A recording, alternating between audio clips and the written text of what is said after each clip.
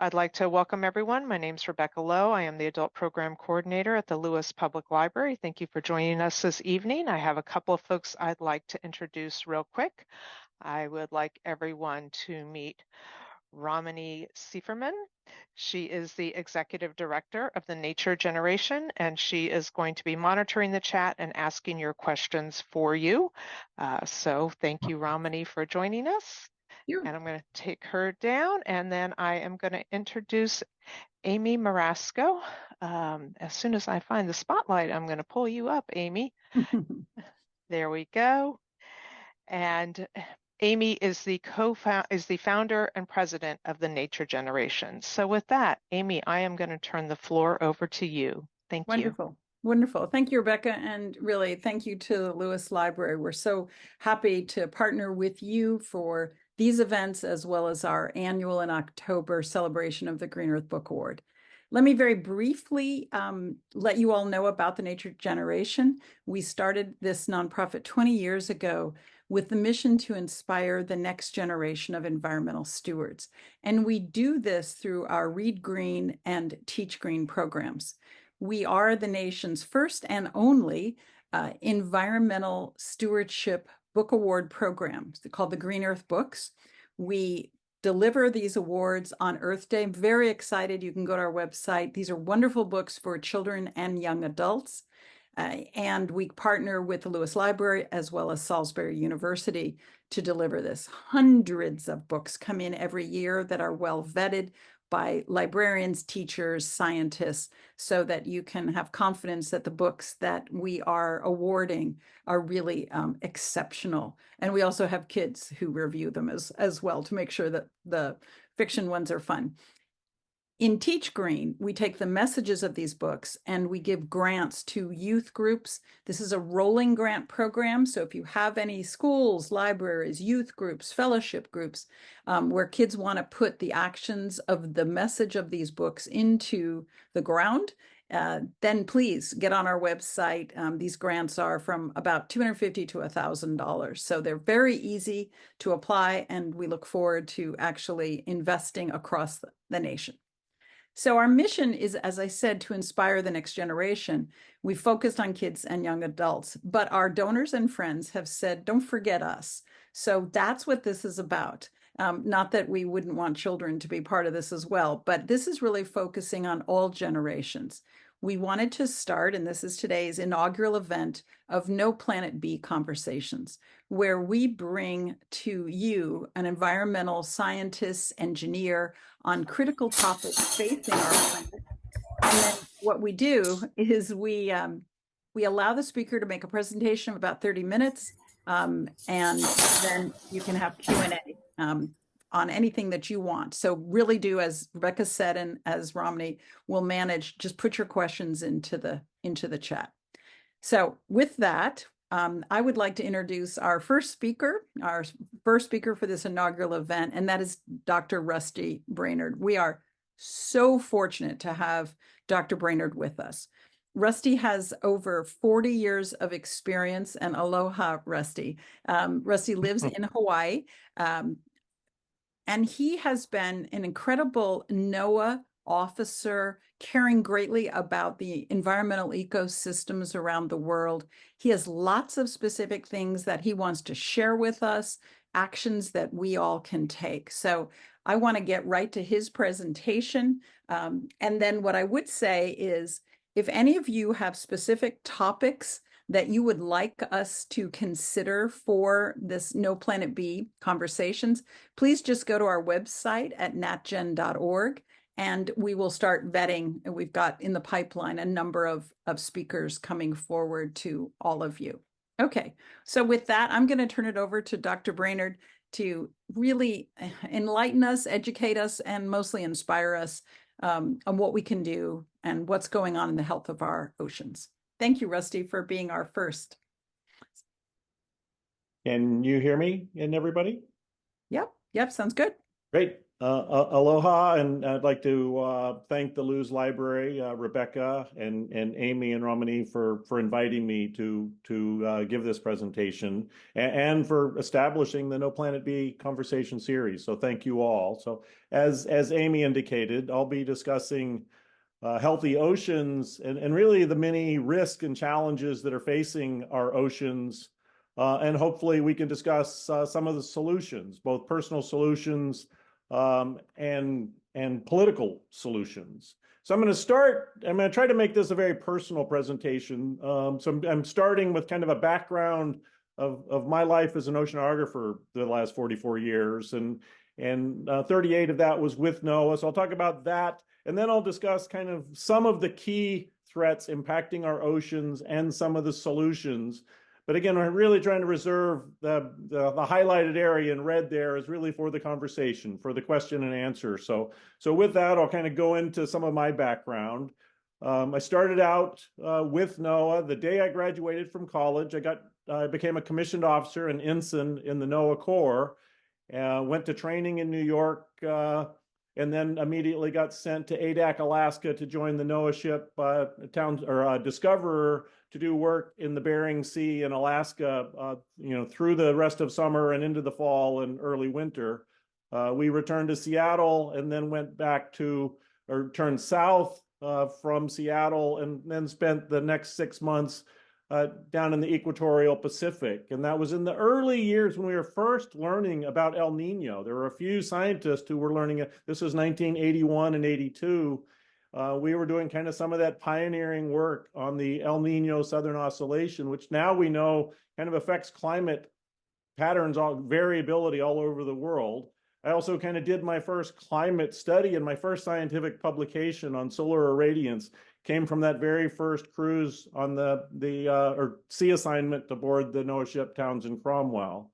While on the equator, I actually got a telex message giving me again, I was a commissioned officer, essentially assigning me to be station chief at NOAA's South Pole Station, running the geophysical monitoring for climate change station as at South Pole for 375 days, monitoring the drivers of climate change. Most noteworthy is CO2, so the famous Keeling curve that we're all very aware of, showing the rise in CO2. We were one of the stations kind of helping maintain that curve. When I was at South Pole, atmospheric CO2 was 343 parts per million. It's now at 424, so it's increased about 24% during my career. So, I mean, it's just shocking how much change we're having. I also had 2 ship assignments aboard the Fisheries research vessel, Townsend Cromwell, both as operations officer for a few years and then as commanding officer or captain for a few years. And that ship did a lot of fisheries work, surveys for tuna and swordfish and lobsters and whatnot, but also a lot of protected species work on monk seals, which were critically endangered, sea turtles, dolphins, and whatnot. As well as kind of some of the very first early work on removing marine debris, in that case in the northwestern Hawaiian Islands. My shore assignments then were at different NOAA research laboratories. So one as a fisheries oceanographer at a NOAA fisheries lab in Monterey, California. Another assignment I had, and actually I did my PhD while at the NOAA lab in Seattle, Washington, where I was mainly looking at climate oscillations of the ocean, El Nino again.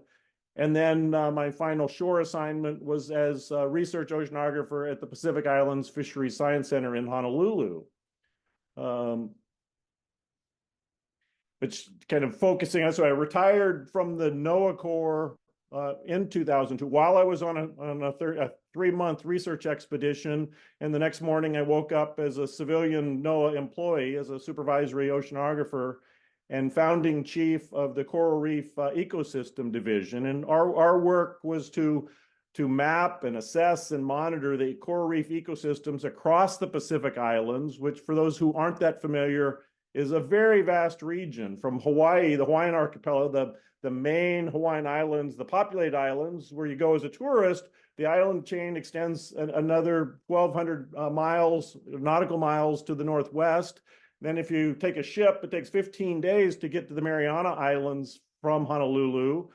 So we did the Guam and the Marianas in the far Western Pacific. We worked in American Samoa in the far South Pacific. So again, this very vast region of the Pacific. And we were essentially providing the science to inform management and conservation of U.S. coral reefs across this vast region. During that period, I had one very significant interaction leading the biological review team for a petition to list 82 corals under the Endangered Species Act. Based on that, 21 of those, the report that we came up with, it's like 500 pages, 21 of those species are now listed as threatened under the Endangered Species Act. I got very involved in kind of biodiversity observations as a principal investigator with the International Census of Marine Life. And then I was very fortunate to do a lot of other international work supporting the Coral Triangle Initiative in Southeast Asia, where I was the technical lead for an ecosystem approach to fisheries management. These areas highlighted on the screen are some areas that I'm going to kind of come back to at different points, is why I'm kind of bringing it up here. And kind of all of this science was really to inform policies and to inform decisions.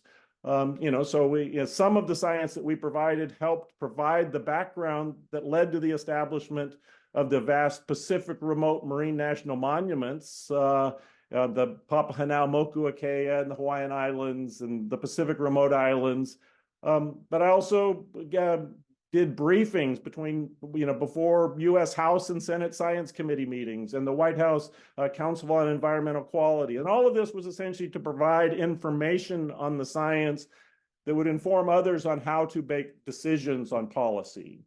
Kind of going back to the climate aspects, a big part of what the last 20 years of my time with NOAA was, again, studying coral reefs, which are kind of the keystone ecosystem for the impacts of both ocean warming and ocean acidification. So we were kind of the ones actually checking in the field what was actually going on to the coral reefs across these very large areas of the Pacific. I retired the second time from NOAA in 2019, and again didn't really learn how to take a break. So I literally, my last day with NOAA was on a Thursday. We had a celebration, and I got on an airplane Friday morning to go to Saudi Arabia, where I served as Chief Environmental Sustainability Officer for a very large regenerative tourism development. And by large, I mean the size of a small country. With 300 kilometers of coastline along the Red Sea. Our area went out about 35 kilometers and inland into the mountains about 150 kilometers. So a very large area. And it was a very ambitious project that was trying to make the environment better because of the development. So it's kind of really a fundamentally different approach to development. So we were actually trying to improve biodiversity by 30% over 20 years. And we're trying to be truly carbon neutral, which as a tourism project meant we were trying to also find ways to capture the carbon associated with everything, all of the visitors coming to our destination. Again, something that's never really been done. So we're really trying to pioneer things. And in order to do that, my team helped develop a new regulatory system, which was science-informed, adaptive, ecosystem-based management. And I'll bring that up again later as kind of some of the approaches for better managing. When I left Saudi Arabia, I was asked by the World Bank to be a short-term consultant to advise the Maldives Ministry of Environment, Climate Change, and Technology on some solutions they might try for climate resilience in that incredibly vulnerable part of the world where 80% of the land area of the entire country of the Maldives is less than 1 meter above sea level. So incredible challenges they face. So how do we build resilience in a place like that? So that's kind of my background. And again, I tried to tie it to much of what I'm talking about moving forward, but to make it a little bit more personal, that I'm not going to be just kind of giving you regurgitation of scientific papers. I'm trying to kind of make it personal because everything to address climate change and all of these issues really takes kind of personal interactions.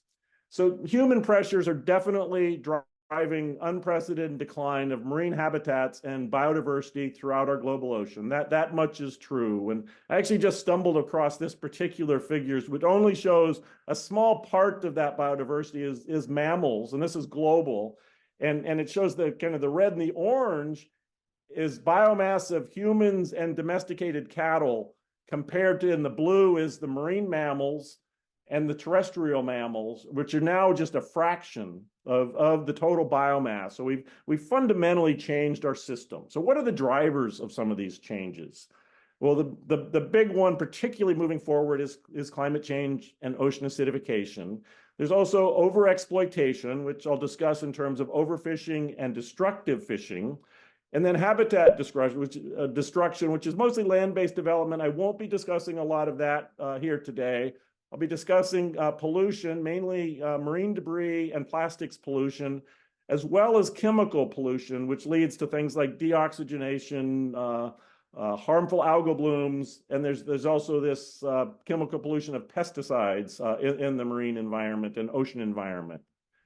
So what do I mean when I talk about extinction? And this is kind of a cartoon that I've helped generate with this background image here is from David Lichwager, a colleague who was then with National Geographic, who created this essentially graphic of a 1 cubic foot of the diversity collected from that 1 cubic foot in green. And he took photographs of all of the diversity that he found on that. And this is those organisms that were in that 1 cubic foot.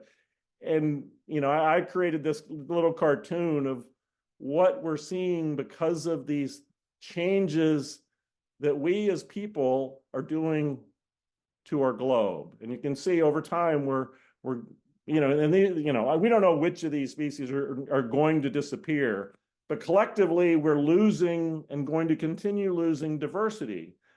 That's not a good solution. Let's all work together to avoid that scenario. Let's reverse some of the patterns, the trends that now are predicted, you know, for our global oceans. Let's prevent that. And that can only be done through the various activities from every individual to global society. So going back to the key threats, the first is ocean warming. This is a global map of the temperature anomalies from last summer's months compared to the 30-year period from 51 to 80. And you can see it's incredibly warm. 2023 was just an anomaly, unprecedented anomaly. But this next map is global ocean temperatures. This happens to be the average March temperature. Could have chosen any month or all months. And you can see this just tremendous rise in global ocean temperatures. And this is from 60 north to 60 south. Another way of looking at that is kind of, I don't know if you can see all the fine lines. Those are other years. And then you see that kind of yellowish line, which is 2023. And you see how much warmer 2023 was than all of the prior years that we've experienced. It was that much of an anomaly. And then the top bar there is actually so far in 2024, and we're still well above anything we've ever experienced. Another way of looking at that, which I think is, you know, kind of really highlights that impact, is that very dark red area is how far, that's all above the highest prior year for an entire year. And that to me is just phenomenal and worrisome. Some of the impacts are certainly sea level rise, which impact coastal areas around the globe because of coastal inundation. And people often kind of just think of sea level, they don't think of what causes sea level rise. The biggest part of sea level rise is the thermal expansion of seawater from becoming warmer. So as the ocean warms, the water expands more, and that results in more sea level rise, more inundation. Warming temperatures also causes increased storm intensity and frequency. Another part that often people don't think about is as the surface of the ocean warms, it increases the stratification. So the warmer water stays on top. The nutrients that typically get upwelled or brought to the surface, which cause the blooms of the base of our food web, are starting to get shut down as we start trapping those nutrients below the surface where they can't produce the phytoplankton, which are the base of these food webs. So that's going to significantly decrease fisheries productivity. Again, this is on a global basis. And then the warming also has some impact on deoxygenation, and it's more of an indirect impact. And then the part that I was more involved with was of warming was the coral bleaching and mortality. To date, during my lifetime, probably many of your lifetimes, corals have declined already by about 50% from what they were in 1950s. Just shocking. Right now, we're in our fourth global coral bleaching event. We're expecting a lot of coral mortality at places around the globe because of this current event. And most coral scientists and climate scientists are predicting continued severe coral declines over the coming decades through the end of the century as warming continues. So it's, and there's lots of efforts to try to battle that and to kind of breed supercorals, and there's a whole, numerous additional talks we could have just on that aspect, but it's a huge concern. And then there's ocean acidification. And for those who aren't that familiar with ocean acidification, the atmosphere that we're putting into, or the CO2 that we're putting into the atmosphere gets absorbed into the ocean, and it changes the chemistry of the seawater itself, to where the seawater is becoming more acidic. And if you don't study that, you may not, well, what does that matter? If it's, the pH goes from 8.1 to 8.0, big deal. Those are just numbers. But that's actually, so far since pre-industrial, pH has already declined by about 30%. So what does that mean to life in the ocean? And it's mainly affecting the calcifying organisms. And what's a calcifying organism? That's something like a coral reef, or the crustose coralline algae, which is the cement, the biological cement that holds the reef together, or the oysters and the clams or the mussels. Anything that calcifies a shell needs certain chemistry of the seawater in order to do that. All of that, and the calcareous algae or plankton are kind of the base of much of the marine food web. All of those are slowing their growth rates and production rates of calcium carbonate, which is their skeletons. And that's leading to these large losses of biodiversity and loss, more importantly, of ecosystem function from that loss of diversity. So big concerns here, and we're still trying to really better understand that. So what can we do about it? Okay, I've kind of painted the scary story. Well, that is all driven by the CO2 we're adding to the atmosphere. So how can we address that? Well, first, I put on this is the 17 United Nations Sustainable Development Goals. Those are all important. I recommend everybody, read them and look at, there's various approaches for addressing all of these. In this talk, we can't address all of them. I'm going to focus primarily on the ocean one, UN SDG 14, life below water. Also, climate action is very needed. Affordable, clean energy is critical on the climate action side. Sustainable cities and communities is essential. And partnerships across different sectors of our society to make these things happen is all critical. So that's at kind of the global to individual person level. This particular slide is actually one from the period when I was working in Saudi Arabia, where we were trying to achieve carbon neutrality across this country-sized portion of it was a special economic zone. And I'm going to highlight some of the kind of general approaches in the red in each of these diagrams. Kind of the first is on that kind of emission side. So clean mobility and renewable energy. So that project was shifting to 100% renewable energy from solar and shifting to electric vehicles. Kind of another key component is there's still a lot of excess CO2 in the atmosphere, starting to work on ways to capture that carbon, to sequester and to store, or at least have the carbon become circular.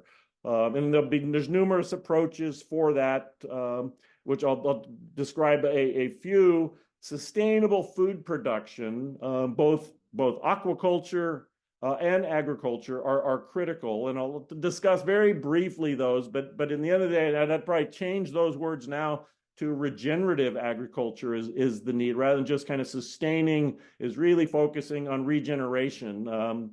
of our agricultural system. And then the one that many of us have kind of been taught for some time is the 4 Rs: reduce, reuse, recycle, and remove. And that I'll kind of talk about primarily in terms of the plastics, but it really goes to kind of everything we consume, as we really need to kind of think of everything we consume and everything we purchase kind of from a cradle to cradle perspective. So everything becomes circular. So we're not just kind of piling up pollution everywhere. So on the energy and clean mobility side, most of you are probably already familiar with that, but renewable energy is obviously continually replenishing itself. It's probably the biggest key to the transition to renewable energy, to addressing the climate crisis, is shifting to renewable energy, mainly wind, solar, kind of other renewable forces rather than fossil fuels.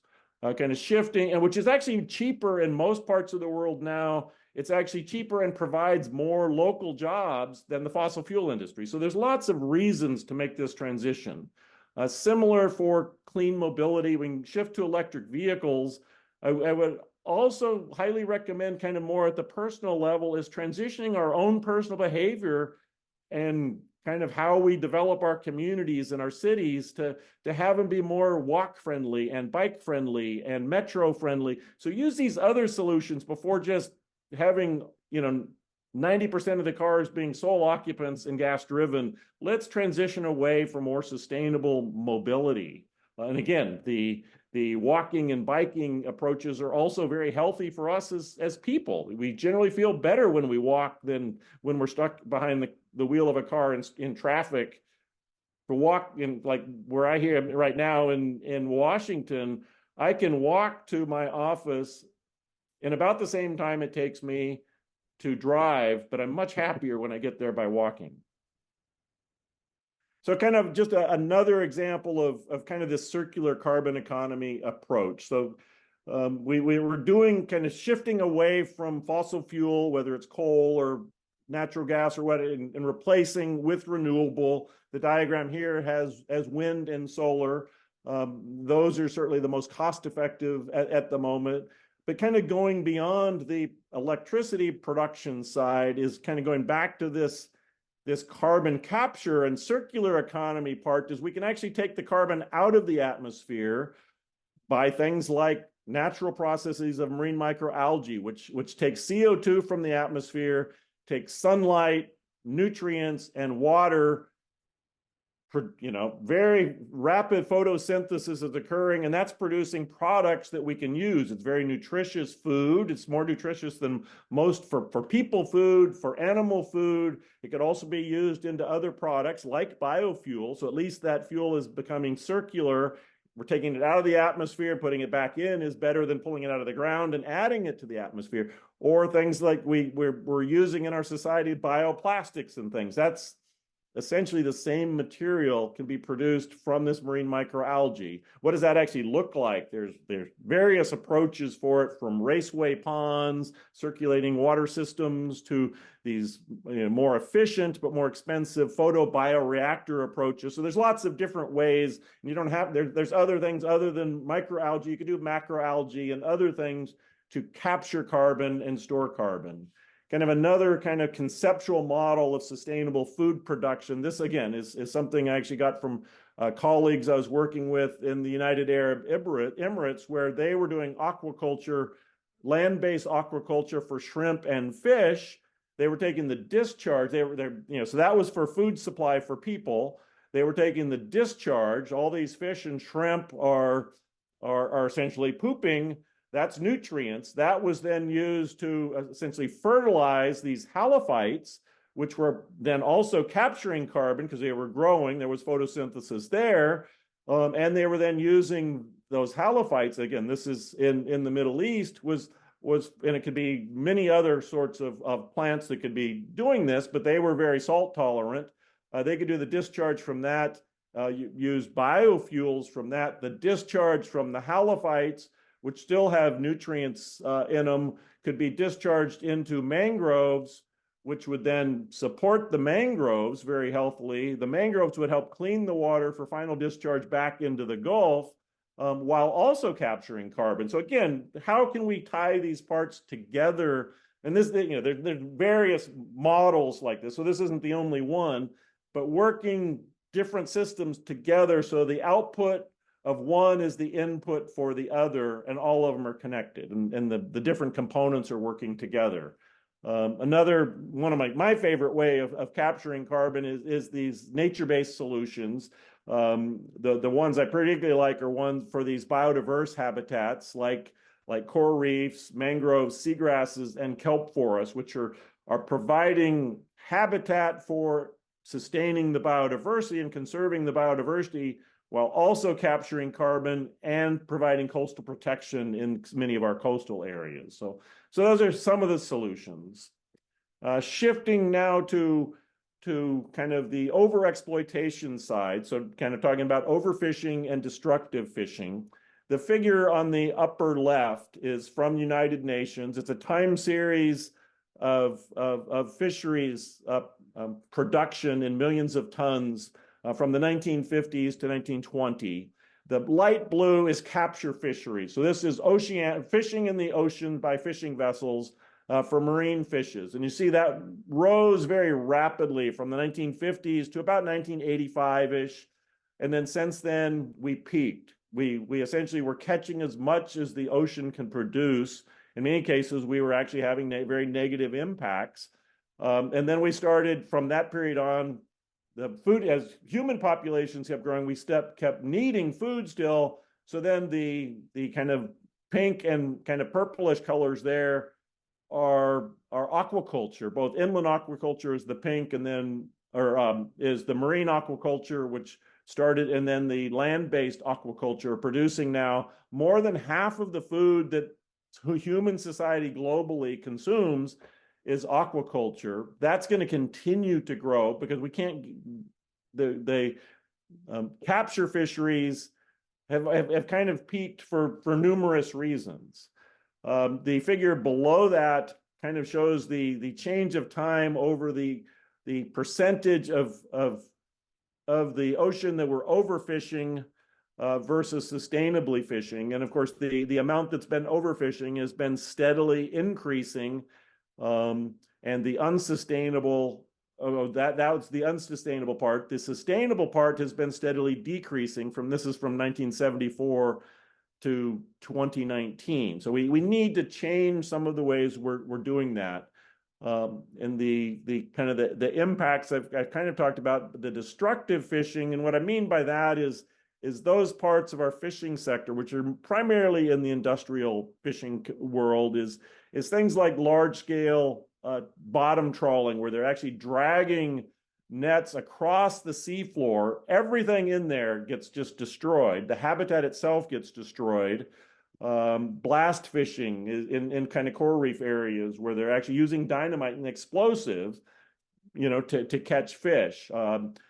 Unsustainable fishing approaches that have very high bycatch for things like dolphins and unintended catch that is then not consumed is bycatch. In many cases, many of our protected species populations have declined. So changing to more sustainable approaches for our fishing is critical. On the personal level, what you can do and what I can do and what we can all do is support and consume only sustainably caught fish or seafood or farmed. So it's either caught or farmed seafood.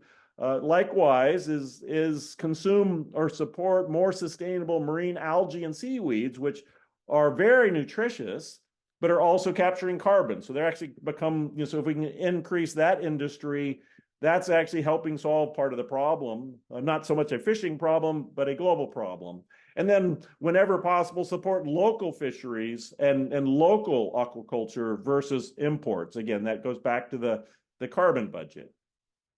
Kind of another key approach, and I brought this up in kind of my background, is on solutions to address overfishing and destructive fishing is really ecosystem-based management. I'm going to give several kind of slides to kind of describe what we actually mean by that. But in the simplest terms, It's really just balancing ecological well-being for the long term and human well-being, social economic well-being, community well-being for the long term, balancing those, reducing the trade-offs, balancing these things by reducing the risk through extensive community engagement and stakeholder engagement through good governance. And that's a continually adaptive process. So the next is a few slides of, well, what does that look like in the world? So this cartoon is kind of a coastal area, kind of pre-development, a couple villages. There tend to be these political boundaries we put on all coastal maps, whether they between cities or communities or counties or countries. So there's lines on a map.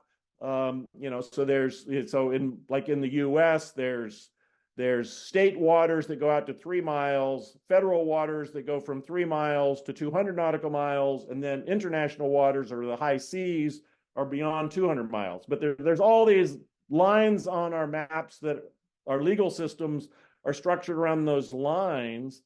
If you go to the next step, is you notice the marine life that we're trying to manage doesn't know the lines on the map that we've drawn. They don't stop because they've entered state waters or this country or that country. They are following ecological processes, but we're managing based on political lines in many cases.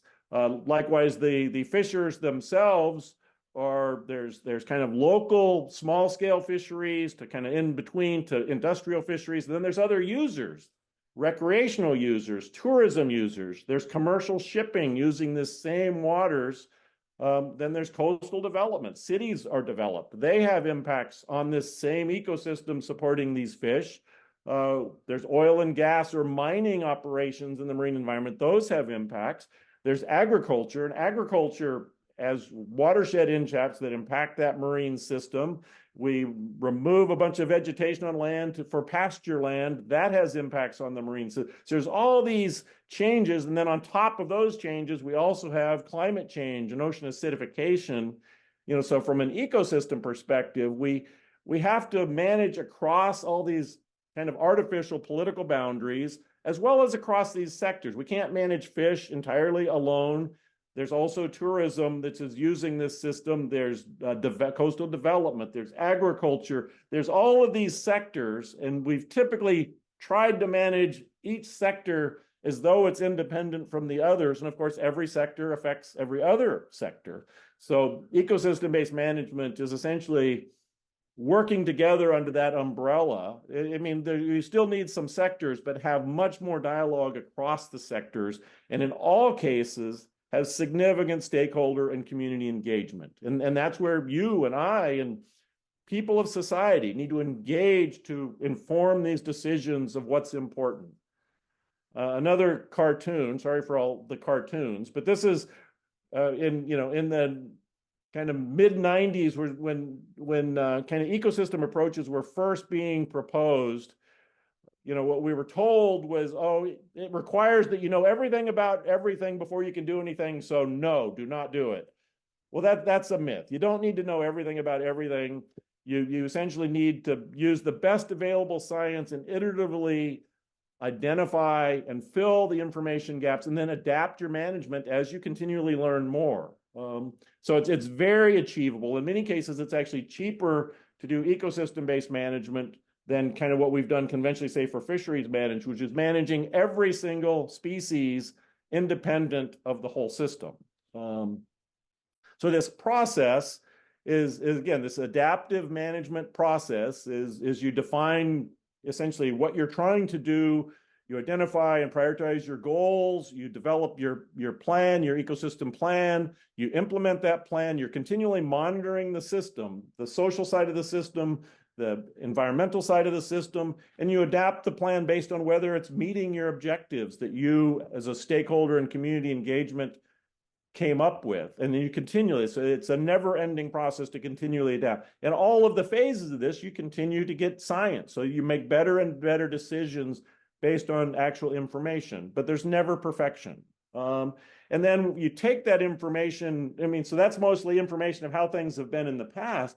To help inform those decisions, we can Well, we were looking at the whole of the system and monitoring how it changes over time. And again, I want to emphasize both the natural system and the ecological system. Traditionally, say for fisheries management, we've only monitored fish populations, and actually really only the fish populations that were caught by fishing fleets, not the rest of the fishery component.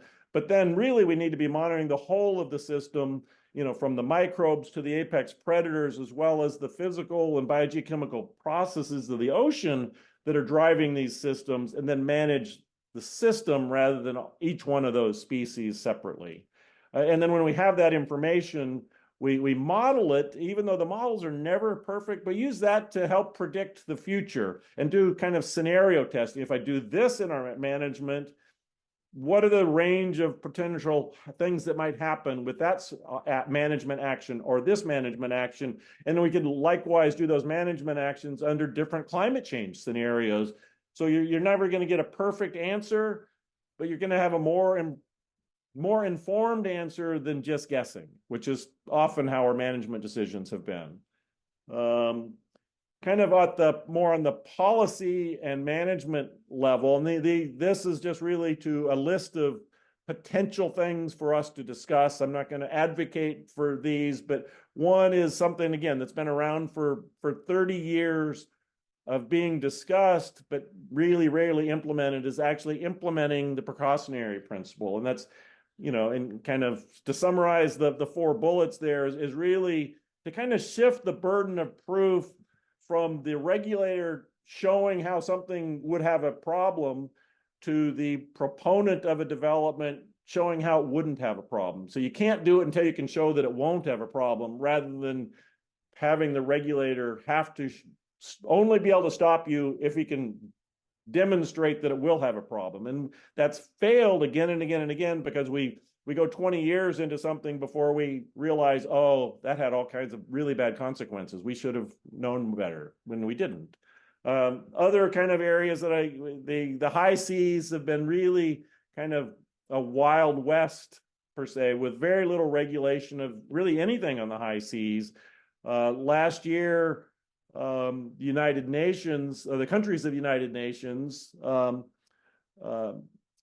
signed for the first time the High Sea Treaty for the international waters. And the international waters are those outside of the exclusive economic zones of each country. So everything beyond 200 nautical miles. I'm going to mess up the number, but it's something like 65% of the global ocean is in the high seas, which has been very, very poorly regulated. So really start pushing for regulation of that very large part of our global ocean. We need more observations. Particularly on the high seas, we need to expand some of these things that are more sustainable ways to grow fish, like recirculating aquaculture systems, scale up things like algae production farming, which provide food, jobs, and are also sequestering carbon, looking for solutions like capturing carbon, using ocean organisms to be part of our solution for carbon capture and storage. So looking at that, or some of the policy solutions, kind of going to marine debris and plastics, which everywhere in the oceans now has marine plastics. It doesn't matter where you go, and it's pervasive. It's everywhere, and it's from the nets like that are in this photo here, to all the plastic bottles we consume, to all of those breaking down to becoming microplastics and becoming part of the food that we're now eating. Just as again a personal highlight, this particular photograph, which has been used 1 million times, was actually at French Frigate Shoals in the northwestern Hawaiian Islands. This was there's 3 divers here. The guy who's working to free this critically endangered monk seal is Mark Pickett, who was my XO on the NOAA ship Townsend Cromwell. So I was captain of the ship that actually really accidentally came across this entangled monk seal and was able to free it. Ray Boland happened to take his camera out in the field and got this photo that then really expanded the graphic itself, expanded the ability to get resources for actual large-scale marine debris removal efforts. Marine debris has all kinds of negative impacts on the ocean environment, from things like this, is entangling and killing protected species, but the microplastics are now in everything, and including the food that we consume. So it's our own human health that's also being impacted by this slow breakdown that's turning into the microplastics. This is another kind of photo of my team from 20 years ago in those early days of marine debris removal. This also in the northwestern Hawaiian Islands. But it's going back to these 4 R's of reducing, reusing, recycling, and removing these plastics from the marine environment. NOAA came up with these kind of simple personal actions that every one of us can take to be part of the solution to the marine debris problem. But at the end of the day, it comes to the 4 R's again. Just be part of the solution. And, actually just talking with Amy the other day, she just did a personal beach where you walked on the beach with a trash bag and ended out with a full bag of just plastic herself. Every one of us could do that. We could do that every day if we wanted and get some exercise and feel good about it at the end.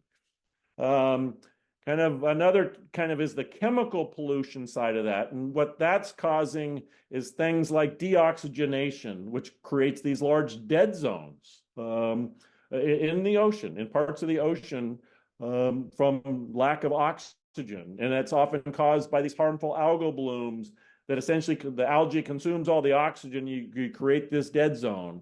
And that's caused by many different things, but most of it really comes down to nutrient loadings.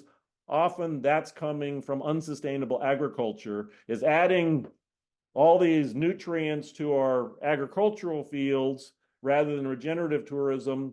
And that ends out in the rivers, which then end out in the ocean. The other thing that's very unsustainable is the use of pesticides. Those pesticides often stay in the environment and make their way to the marine environment, often with very long-lasting impacts.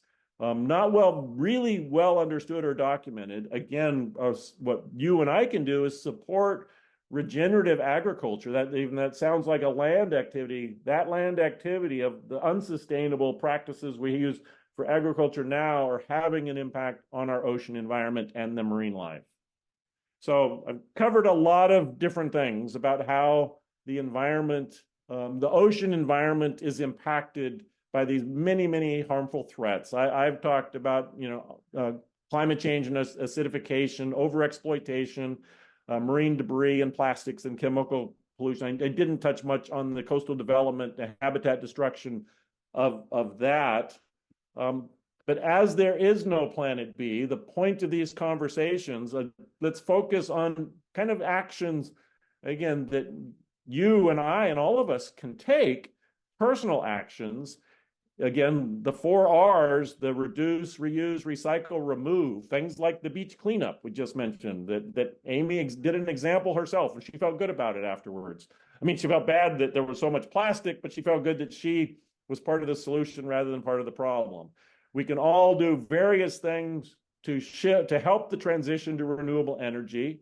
And cleaner mobility. We can walk more, we can bike more, we can carpool, we can do these things. And in most cases, we actually find when we do, we actually enjoy our lives better. So those are simple things we can do. We can eat more sustainably. We can do our shopping or choose our restaurants based on more sustainable food supplies, places that are using and can document they're using regenerative agriculture or sustainable seafood. So we can make those choices, which changes the market forces in significant ways. So we can be part of the solution as just individuals. We can volunteer for all kinds of community actions. We can support in our daily lives things like this transition to a circular economy, this cradle to cradle for everything we purchase. That we're thinking that through. And then at the end of the day, we also, when we're making our voting decisions at the local, the state, the national level, we choose our candidates based on, are they supporting and going to help us protect the oceans and the environment more globally. And every one of us has that vote. Exercise it and have that be one of the drivers of your decision, is supporting people who are going to help be part of the solution rather than be part of the problem. So with that, I'd like to again thank Amy and Ramani and Rebecca and really open it up for a conversation. I think I just floated a gazillion ideas that I didn't go into any of them in sufficient detail other than to ask questions. So I welcome questions. Rusty, thank you so much. I mean, everybody, I feel like we've been in an excellent graduate school course, and then trying to translate it, as you've done well, for our personal actions. Let me start with one question. And for those of you who are on, we're going to go a little bit past 6, just a little bit, because there have been several questions. Let me ask you a question about wind power. So we need to move to renewables. We know this. But there is concern about migratory birds and also marine life. And I wondered if you could address that.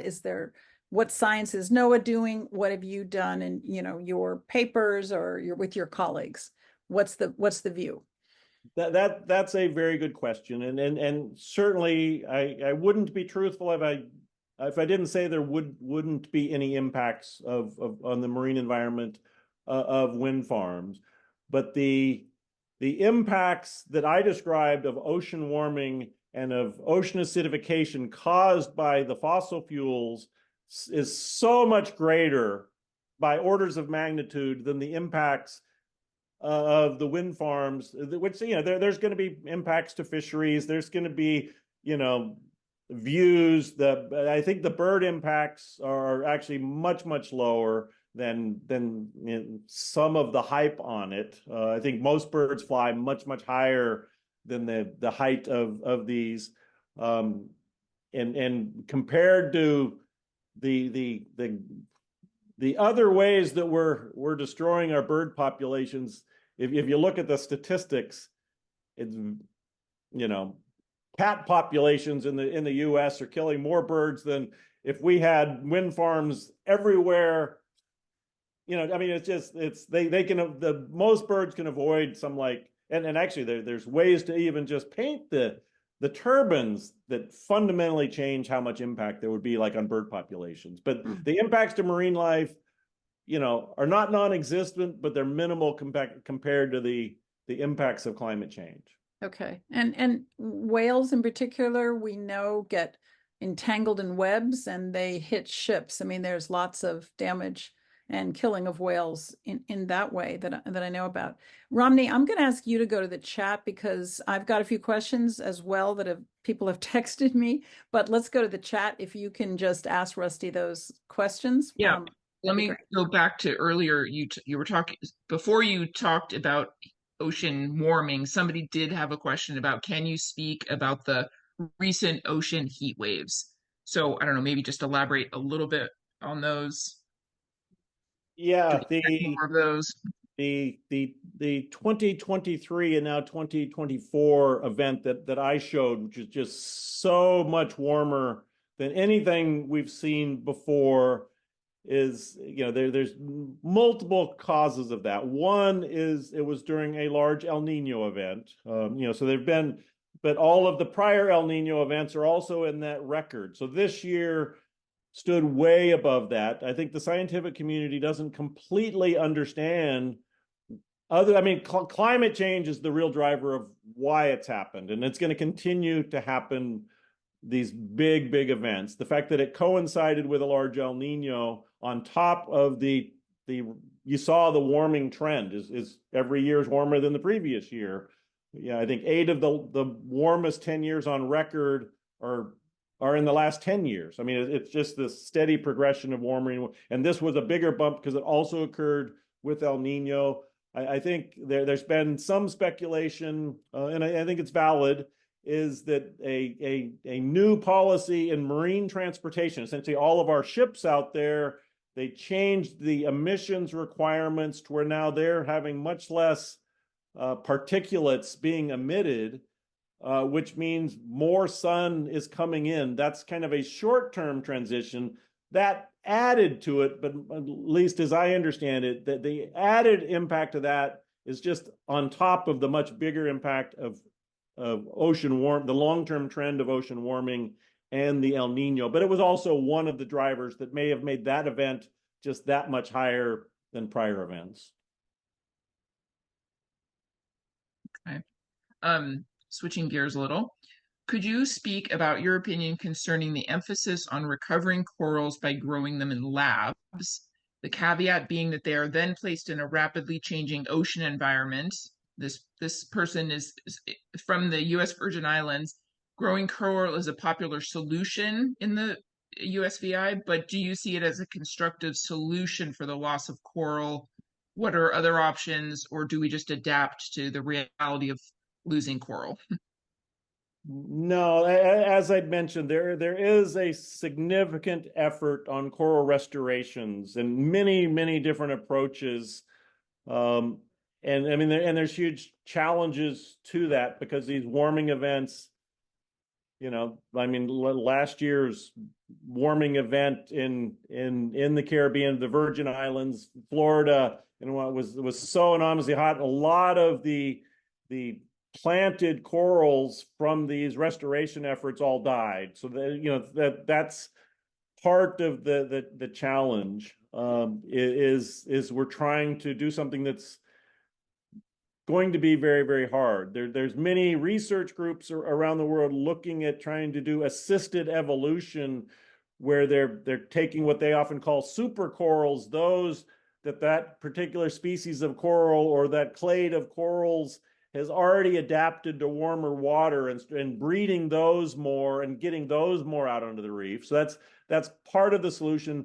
The challenge with all of them is that they're often done at such small scales. 100 meters squared or a couple 100 meters squared, whereas the amount of area of reef that is being impacted is many orders of magnitude greater than that. So I think one of the challenges is how do we actually scale up these types of efforts? So I know one group that I was collaborating with actually while I was in Saudi Arabia, because we were trying to do the same thing. We're trying to accelerate and we're actually trying to enhance our coral reefs rather than just prevent them from declining. We're actually trying to grow more corals. So again, we're trying to enhance the situation. There we were working with an NGO called Seacorps International, and then they're actually Florida based, but their approach is actually less on growing corals or planting corals on reefs. A lot of it has been kind of structures and planting corals, which are very labor intensive of nailing or cable tying or attaching in one ways to structures that are put down on the sea floor. The Seacorps approach, they were growing fragments in lab environments or in kind of these artificial little habitats they created, and then trying to enhance nature's ability for recruitment by broadly distributing them without all the labor. You could use drones now to actually do ocean drones to actually do this dispersion. I think in terms of scaling up approaches like that, which are still things that we need to work with, but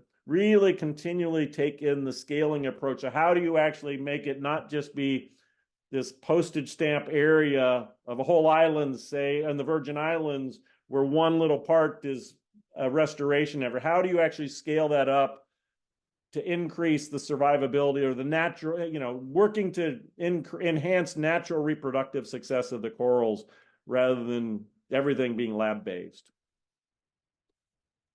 Let me ask a question that I just got texted to me about farm-raised fish versus wild caught. So one of your actions you recommended is, live more sustainably, buy more sustainably. When we go to the store and if we're looking to buy fish, what's your view on that? I mean, is farm-raised fish the right answer for us, or do we always look for wild caught? It depends on. I mean, there's a lot of what ifs on that. As you saw, we've already peaked in our production of wild caught fish. That we peaked on that 30 years ago, and that's not going to increase. So we want to continue having seafood. Again, for the planet, we have to go to farmed. I would strongly advocate for and there's been a significant shift to more land-based aquaculture, and I would strongly advocate for recirculating aquaculture systems, which are somewhat isolated from the marine system. Some of the farmed things like salmon. Like I actually just finished a really good book about kind of the salmon industry, where they imported Atlantic salmon from Norway, tried to grow it in sea pens in British Columbia, and it had devastating impacts for like 20 years.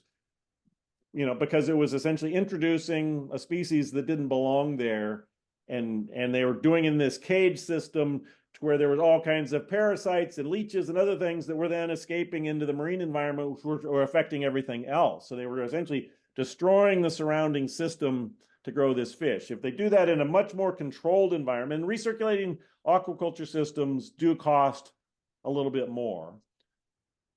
But the impact, they essentially destroyed the wild salmon industry in British Columbia because of it. The orca populations have plummeted because, or actually even bear populations have plummeted because they don't have their natural food supply. So again, going to more sustainable approaches where they marketed it as though that was the sustainable approach, but it backfired. And then there was just huge industrial resistance, even when they knew it was the wrong thing to do. It took 20 years to reverse the policy. Right.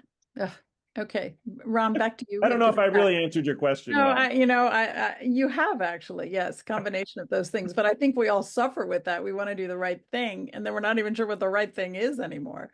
Ram, go ahead back to the chat. This is a good dovetailing off that. Aren't restrictions to address overfishing handled by state or local level? What can be done on a more national or international level regarding overfishing? Yeah, so again, I kind of talked about kind of the political boundaries, and some states or communities manage their fish very, very well, and I'd like to think that NOAA Fisheries, which manages U.S. federal waters, does, because I worked for that agency for a long time. I think they're getting better. But again, all of these systems are driven by political forces, which are also driven by big industry in most cases. That's why I kept emphasizing community engagement, stakeholder engagement, is to help drive those decisions towards not just the biggest part of industry making the management decisions. I also kind of highlighted the real issue I see is the lack of regulation really on the high seas.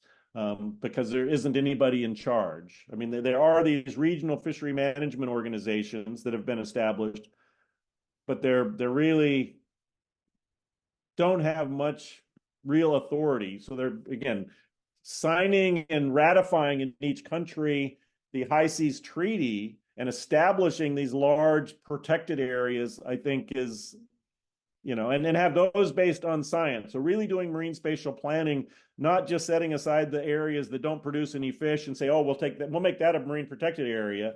Actually have the marine protected area be designed so it again reaches this balance of ecological well-being and human well-being. So not to stop fishing entirely, but to make sure fishing is done using proper gears that have low bycatch, or don't have or trawling, which is just dragging and destroying habitat, and is managing. Did I answer the question adequately? Yeah, I think so. Yeah. Ram, we have time for maybe about 2 more questions. Okay. Does NOAA have a public relations division to help combat the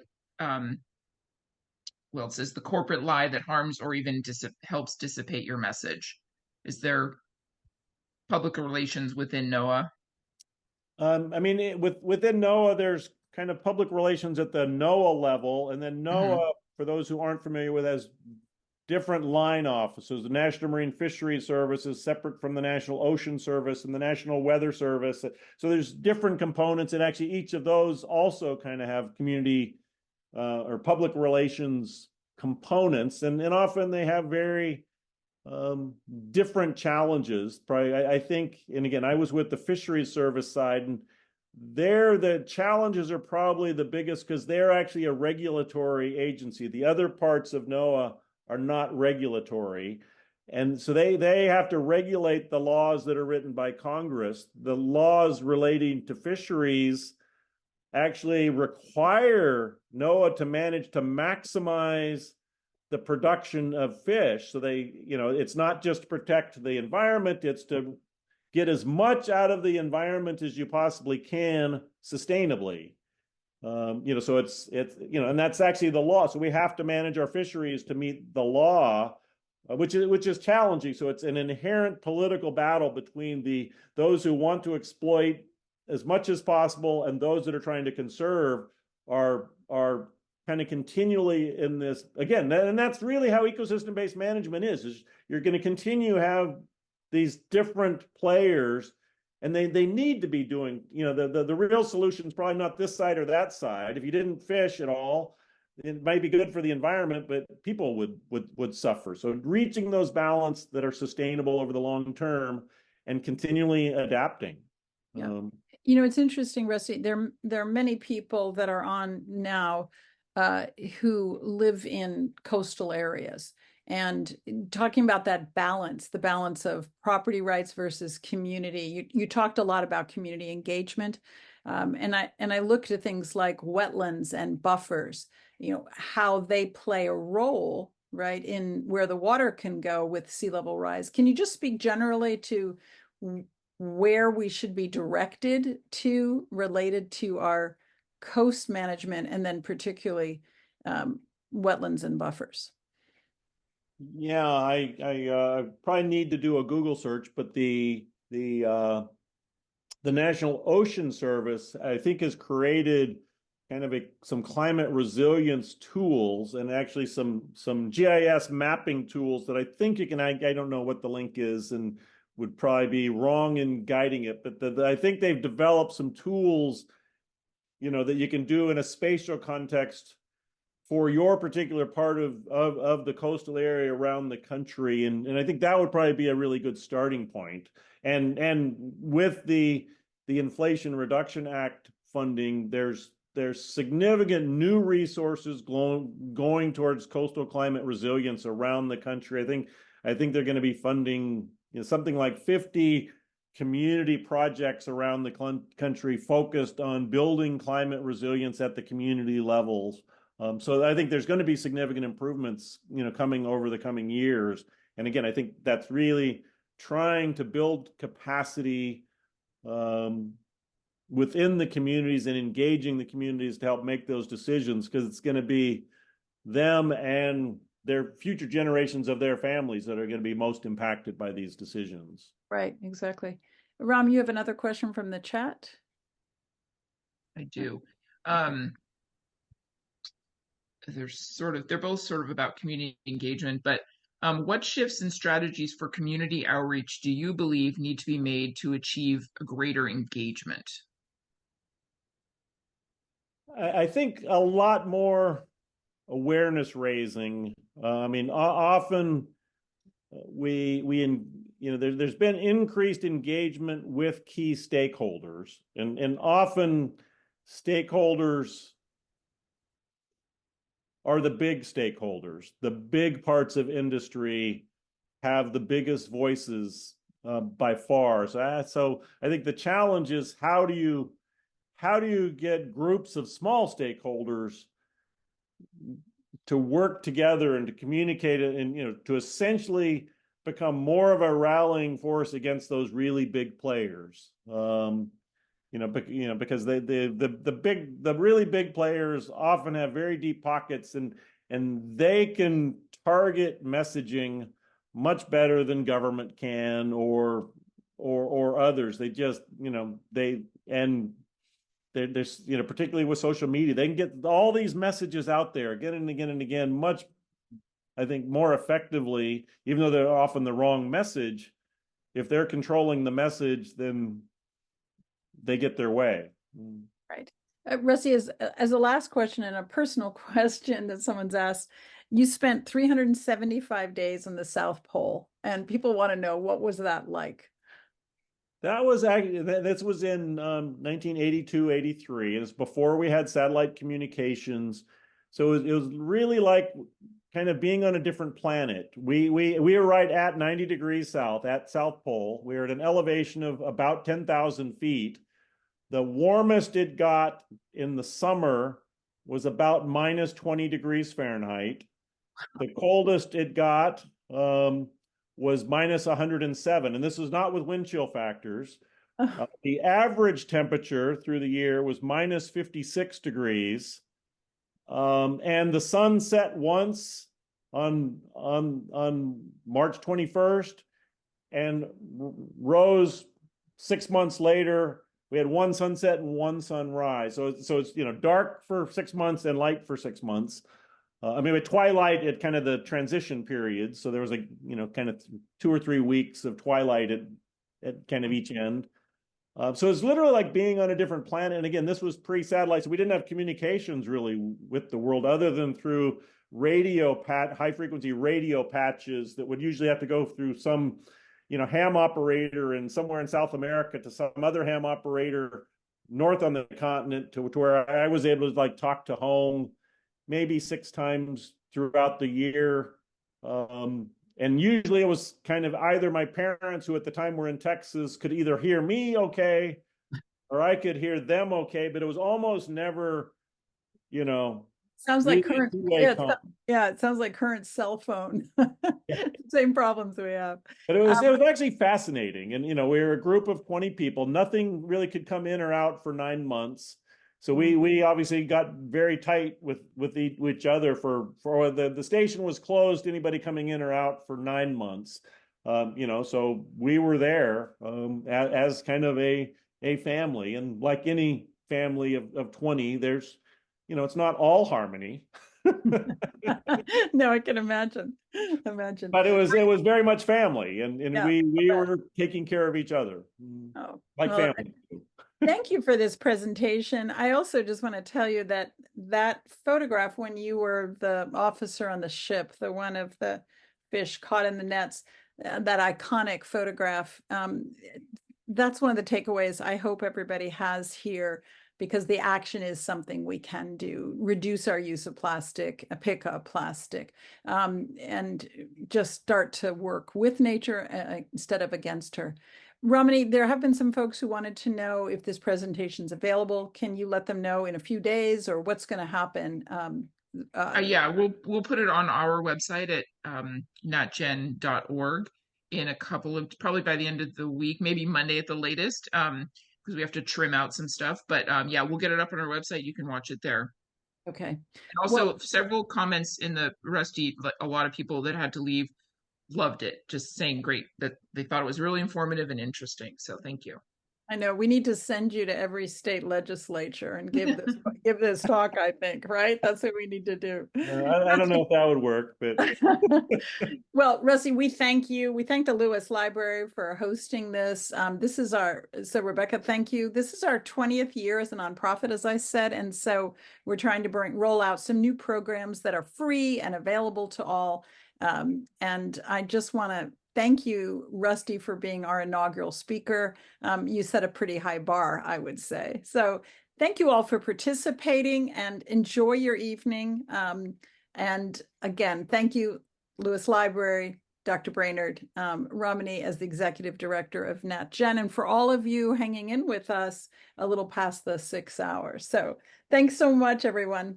Have a good evening.